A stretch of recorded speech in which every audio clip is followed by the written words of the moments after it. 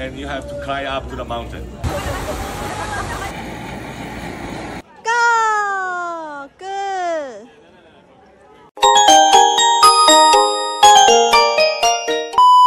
Yun, hello, are na ang part 3 dito ng aming Taiwan travel. At yun, nag-avail nga kami ng aming North Coast Tour sa Klook. Balak sana din namin mag-DIY kaso nako, baka kami magkaligaw-ligaw na. Sayang lang sa oras. Ay di ayun na nga't kami na din na sa bus, kami din sa harap nakaupo. Nako, ay talaga namang munti ka na kami maiwan at pagkakahirap ngang hanapin na ring meet up point doon sa Taipei main station. Nagtumakbo na't pinawisan buti naman nakaabot. At are, first stop, YLU Geo Park. Di na yung mga bato-batong madidilaw-dilaw, yung parang nasa Mars. At are na, pinapaliwanag na sa amin ni parang Vincent. Are yung amin tour guide sa Klook. Ayos din magpaliwanag. Tapos ayun, pumasok na nga kami. Siyempre, ang ginamit ulit namin pang entrance ay yung panpas namin. Ay dinaglakad-lakad nga kami. Tapos yan, nakarating na kami din sa malapit sa dagat. Yun, ang mga bato-bato. Madami ding tao saka dun sa pila ng Queen's Head. Hindi na kami pumila. Nagpicture na lang kami din yan. Tapos din may pulang guhit. Yan ang ibig sabihin, bawal lumampas doon. Ay hindi namin napansin. Kami napalampas ng kaunti, butit wala nakakita. At tayo, umalis na nga din kami matapos ang ilang sandali. Are ang aming next stop. Nagpicture lang ng sandali din sa hindi naghahalong tubig na magkaibang kulay.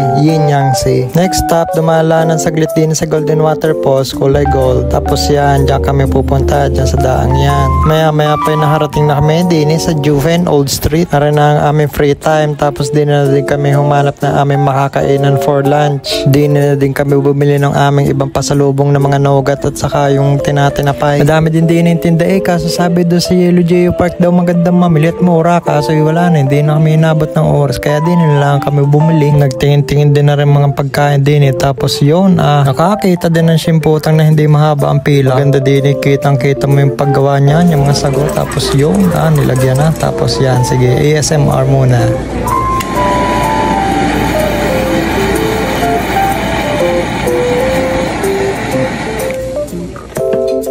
Yung tinutong na ang asukal, ayos din. At ayun na, next stop, Shifen Waterfall. Dumaan na nga kami din sa suspension bridge at sinusundan namin niya si parang Vincent. Tapos biglang may dumaang train. Sakto-sakto namamasada pa yung train na yan. Tapos ayun, are na ang waterfall. Nagpicture lang. Tapos yan are amin dinaanan bago maharating doon sa waterfalls. Ay, kadami din tao. Yun yung suspension bridge. Nauga pag ikidumaan. Are na nga ang last stop ng aming Klook trip.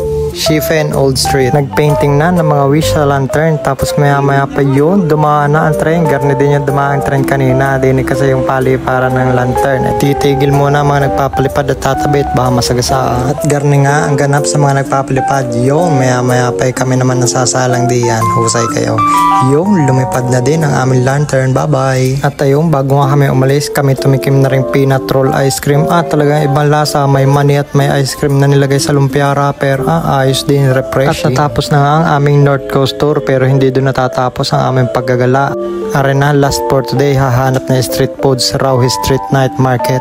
Diin naman mas madaming pagkain kaysa doon sa Ximending. May parang toasted siopaw, may patatas, iba-ibang lasa pero lasang Taiwan. Yan, may sausage. Arena, may parang longganisa na nasa stick sa atin. Yan, di mawala milk. At yun, pauwi na din. Natapos din ang napakahabang araw na pagod na pagod pero hindi halata. Yun, bukas uli. Talagang last day na. Yun lamang, paalam, ciao!